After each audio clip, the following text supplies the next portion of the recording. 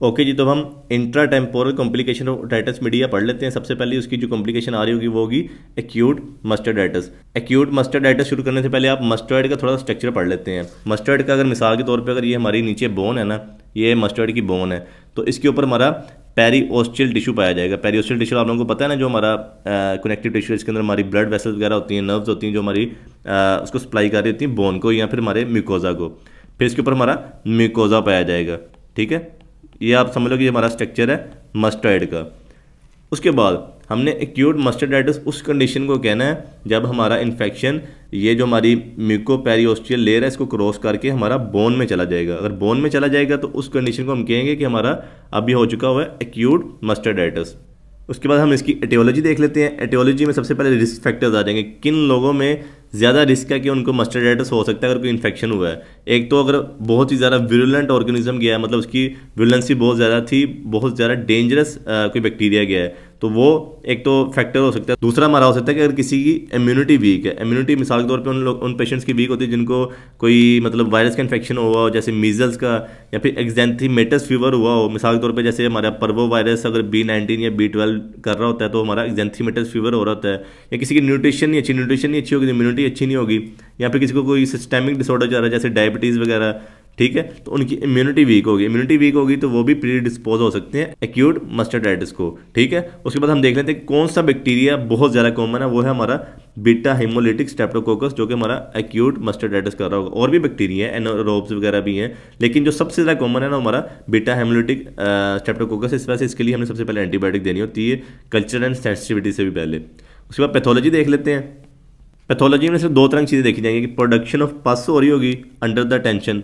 इसका क्या मतलब है कि आपको पता है अगर हमारी अगर हमारा मस्टर्ड कैविटी है, मस्टर्ड कैविटी एक क्लोज कैविटी है, सिर्फ इसका एक एडिटस और एंटरम ही हो रहा होता है जहाँ से हमारा कनेक्शन होता है हमारे मिडिल एयर के साथ। ठीक है, क्लोज कैविटी है, इसके अंदर पस प्रोड्यूस हो जा रही है, वो टेंशन ही क्रिएट करेगी ना अंदर। आपको पता है जो हमारा एडिटस और एंटरम है इसका म्यूकोजा भी इन्फ्लेम्ड हुआ होगा, है तो वो वाला भी सुराख बिल्कुल कम हुआ है, वहाँ से भी पस इतनी निकल नहीं पा रही होगी, अंदर ज़्यादा प्रेशर क्रिएट हुआ होगा, उसको कहेंगे हम प्रोडक्शन ऑफ पस हो रही है अंडर टेंशन। ठीक है, उसके बाद दूसरा हमारा हाइपरीमिक कैल्सिफिकेशन हो रही होगी। जो हमारी ब्लड वेसल्स हैं यहाँ पर साइडों पे हमारी जो ब्लड वेसल्स सप्लाई कर रही है हमारे मस्टर्ड कैविटी को, उनकी भी कंजेशन होगी तो हमारी ब्लड वेसल्स हमारा जो कैल्शियम है वो सप्लाई नहीं कर रही होंगी हमारी बोन्स को कैल्शियम नहीं मिलेगा, हमारी बोन्स इरोड होती जाएंगी, बोन्स कमज़ोर होती जाएंगी। ठीक है, ऊपर से हमारा प्रेशर भी पड़ रहा है, प्रेशर नेक्रोसिस हो रही है, किसकी वजह से ड्यू टू पस, और नीचे से हमारा कैल्शियम भी नहीं मिल रहा, अंदर से सारी कंजेशन हुई है ब्लड वेसल्स की, तो हमारी बोन्स इरोड होना शुरू हो जाएंगी, बोन्स खत्म होना शुरू होंगी तो हमारे एब्सेस बनेंगे फिर। तो पैथोलॉजी में ये दो प्रोसेस चल रहे होंगे। उसके बाद हमारा एक ना टर्मिनोलॉजी इम्पाइमा ऑफ मस्टर्ड, ये क्यों हो रहा होगा, क्योंकि हमारा क्वालसेंस ऑफ मस्टर्ड हो रहा है। मिसाल के तौर पर अगर हमारी जो मस्टर्ड कैविटी थी उसके अंदर एयर सेल्स प्रेजेंट थे, ठीक है, खाली कैविटीज थी, ये सारी बोन्स ने कैविटीज बनाई, ये हमारे एयर सेल्स हैं। लेकिन जब हमारा इन्फेक्शन हुआ सारी जो बोन्स की कैविटीज हैं सारी टूट चुकी होंगी, तो सिंपल एक कैविटी रह जाएगी जो पस से भरी होगी, उसको हम कहेंगे इम्पाइमा ऑफ मस्टर्ड है। अब इसके अंदर छोटी मोटी कैविटीज नहीं रही जो पहले एयर सेल्स प्रेजेंट थे। ठीक है, उसके बाद हमारा डिस्चार्जिंग फिस्टुला कैसे बन सकता है। अब मिसाल के तौर पे आपको पता है कि अगर ये सारा कैविटी बंद है, ऊपर से भी हमारी पस नहीं निकल पा रही, तो अब वो अंदर पस बढ़ती जाएगी, एक स्टेज आएगी हमारी सारी बोन डिजोल्व हो चुकी होगी, तो जो हमारा कान के पीछे का एरिया, अगर ये हमारा जो पिन है उसके पीछे का एरिया आपको पता है सारा मस्टर्ड यहाँ पे है, तो यहाँ से हमारा जो मस्टर्ड कैविटी वो फटेगी और एक फिस्टुला बनेगी, मतलब ट्यूब सी होगी, छोटी सी ओपनिंग होगी, उसके अंदर हमारी पस बाहर आ रही होगी, इसको हम कहेंगे डिस्चार्जिंग फिस्टुला बन चुका हुआ है हमारा जो मस्टर्ड है उसका। क्योंकि एक्यूट मस्टर्डाइटिस हुआ था, थोड़ा सा लॉन्ग के हमने ट्रीटमेंट नहीं किया तो उसकी वजह से डिस्चार्जिंग फिस्टुला में देखने को मिल सकता है। उसके बाद इसके क्लिनिकल फीचर्स क्या आ रहे होंगे, क्लिनिकल फीचर्स के बिल्कुल एक्यूट सपोरेटिव ओटाइटिस मीडिया से मिल रहे होंगे।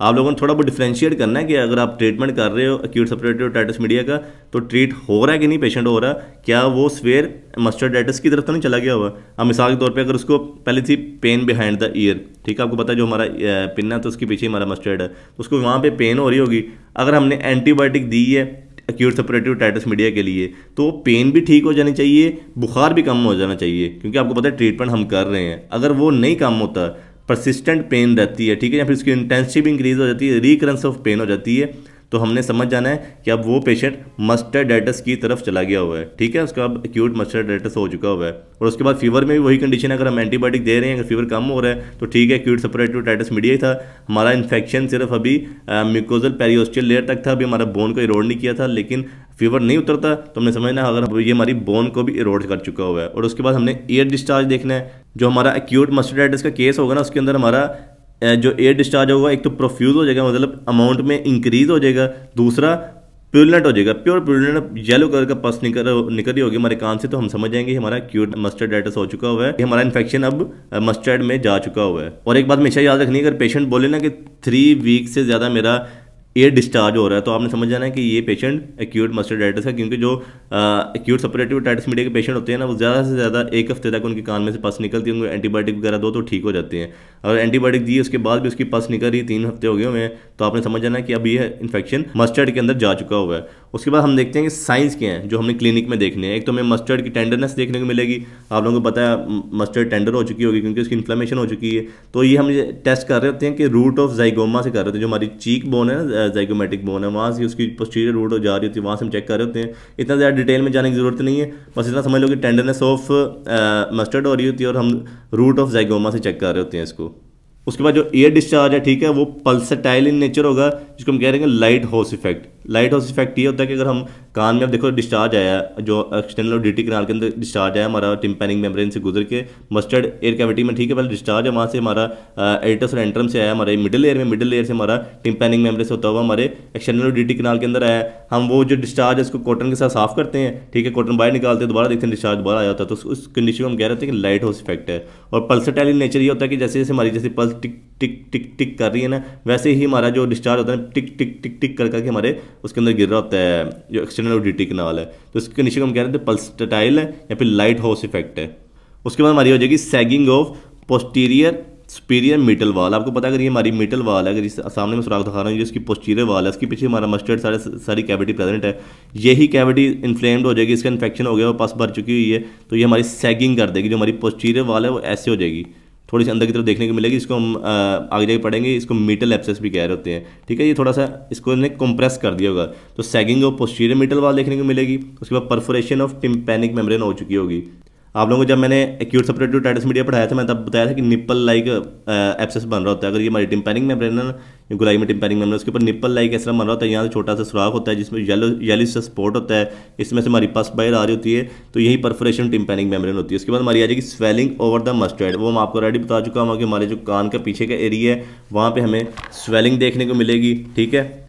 जो स्वेलिंग होगी पहले पहले हमें थोड़ा सा ना ऐसे जब हाथ लगाएंगे तो गरम गरम सी सेंसेशन देगी, आयरन आउट होगी, ठीक है। उसके बाद वो जैसे जैसे बढ़ती जाएगी तो हमारा जो रिट्रो ऑरिकुलर सल्कस होता है पीछे हमारे पिन्ना के, रिट्रो ऑरिकुलर सल्कस ही खत्म हो चुका होगा और हमारे पिन्ना को फॉरवर्ड और डाउनवर्ड मूव कर देगी, जैसे पिन्ना आगे की तरफ चला जाएगा क्योंकि उसके पीछे इन्फ्लेमेशन सारी चल रही है ना।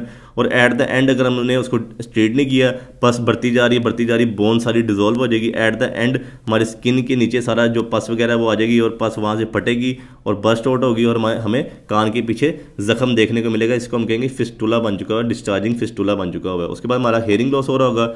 वो कौन सा हेयरिंग लॉस होगा? Conductive type of hearing loss होगा। मैं आपको बताया एक्सटर्नल डीटी कैनाल से लेके मिडल ईयर तक हमारा जो भी मसला बनता है वो हमारा कंडक्टिव हेयरिंग लॉस ही कर रहा होता है। उसके बाद हमारी जनरल फाइंडिंग्स आ जाएंगी। जनरल फाइंडिंग में मतलब पेशेंट इल नज़र आ रहा है, फेस ही बचा रहा होगा, बेचारा बीमार है, ठीक है, और साथ में उसको हल्का फुल्का बुखार देखने को मिलेगा। और जो बच्चे होंगे उनमें बहुत ज़्यादा बुखार होगा, साथ में उनकी जो पल्स रेट है वो बहुत ज़्यादा होगी।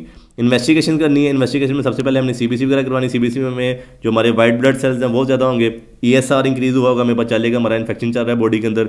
एक्सरे करेंगे मस्टर्ड का, ये बहुत ज़्यादा इंपॉर्टेंट है। मस्टर्ड का एक्सरे करेंगे तो हमें क्लोडीनेस देखने को मिलेगी क्योंकि हमारा पस सारी अंदर भरी है, एक्सुडेट सारा अंदर भरा हुआ है, ठीक है। और एक बात हमेशा याद रखने की, जो साइनस प्लेट होती है ना वो बिल्कुल अभी तक ठीक होती है। साइनस प्लेट क्या होती है? मिसाल के तौर पे अगर ये हमारा मस्टर्ड कैविटी है, ठीक है, यहाँ पे एक साइनस प्लेट होगी, पीछे से हमारा सिग्माइड साइनस गुजर रहा होगा, तो इन दोनों को जो सेपरेट कर रहा है ना मस्टर्ड को और सिग्माइड साइनस को, उसको हम साइनस प्लेट कह रहे हैं। साइनस प्लेट अभी बरकरार होती है और मतलब उसका स्ट्रक्चर ही बरकरार, उसकी लाइनिंग है सारी की सारी, जो मस्टर्ड की लाइनिंग है वो भी बरकरार होती है, तो सिर्फ अभी अंदर पास भरी होती है इस कंडीशन के अंदर। अगर वो हमारी लाइनिंग को क्रॉस कर देगा उसकी डिफरेंट कॉम्प्लिकेशन आनी शुरू हो जाएंगी, ठीक है। उसके बाद अगर हम ईयर स्वैप करेंगे तो वो करके हमने कल्चर सेंसिटिविटी करनी है, प्रॉपर एंटीबायोटिक देनी है, ठीक है। उसके बाद ट्रीटमेंट की तरफ चलेंगे।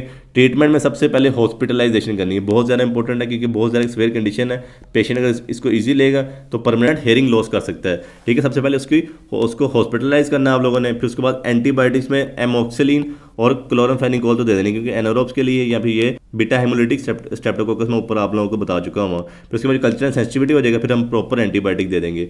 उसके बाद हमें मरिंगोटमी करनी। मरिंगोटमी क्यों कर रहे होंगे? जिस कंडीशन के अंदर हमारा अगर जो हमारी टिम्पैनिक मेम्ब्रेन है उसके अंदर परफोरेशन नहीं है, अंदर पास बढ़ती जा रही टेंशन बढ़ती जाएगी, अंदर टेंशन बढ़ती जाएगी, हमारी बोन इरोड होती जाएगी। उस कंडीशन में बचाने के लिए हमने टिम्पैनिक मेम्ब्रेन के अंदर सुराख कर देना। टिम्पैनिक मेम्ब्रेन के अंदर सुराख करते हैं तो हमारी पस बाहर आ जाती है, तो उस कंडीशन में मरिंगोटमी कर रहे होंगे।